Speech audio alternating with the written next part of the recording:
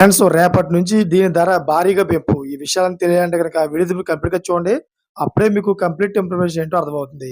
అదే విధంగా చాలా మంది వీడియో చూస్తున్నారు గానీ లైక్ అని కామెంట్ చేయట్లేదు. దయచేసి లైక్ అని కామెంట్ చేయండి. లైక్ అని కామెంట్ చేయడం వల్ల ఈ ఇన్ఫర్మేషన్ మనం చాలా మందికి తెలియజేసిన వాళ్ళం అవుతాం. అదే విధంగా చాలా మంది సబ్స్క్రైబ్ చేసుకోవడం మాత్రం మర్చిపోతున్నారు. దయచేసి సబ్స్క్రైబ్ చేసుకోండి. సబ్స్క్రైబ్ చేసుకోవడం వల్ల నేను చేసే ప్రతి ఒక్క అప్డేట్ మీరు ముందుగానే పొందగలుగుతారు. ఇంక లేట్ చేయకుండా వీడియోకి వెళ్దాం. ఫ్రెండ్స్ 2025 చివరి నాటికి భారతీయ టెలికాం కంపెనీలు మొబైల్ టారిఫ్‌లను మరో 10-20% పెంచే అవకాశం ఉంది. ఇది 6 సంవత్సరాలలో నాలుగో అతిపెద్ద టారిఫ్ పెంపు కావచ్చు అని బెర్న్‌స్టెయిన్ పరిశోధన నివేదిక తెలిపింది.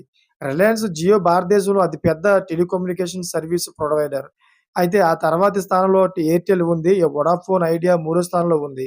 ఈ పరిస్థితిలో 3 కంపెనీలు గత సంవత్సరం రీచార్జ్ రేట్లను వరుసగా పెరుగుదలను అమలు చేశాయి. జియో అత్యంత సరసమైన వాటి నుండి అన్ని రీచార్జ్ ప్లాన్ల ధరలను పెంచింది. అదేవిధంగా 24 జీబీ మరియు 336 రోజుల చెల్లుబాటును అందించే 1559 ప్లాన్‌ను 1899 పెంచారు.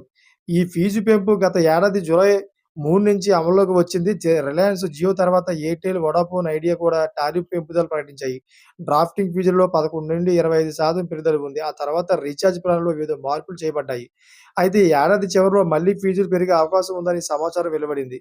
చూసారు ఫ్రెండ్స్ లేటెస్ట్ అప్డేట్స్ కోసం ఛానెల్ సబ్స్క్రైబ్ చేసుకోండి. Thank for watching friends.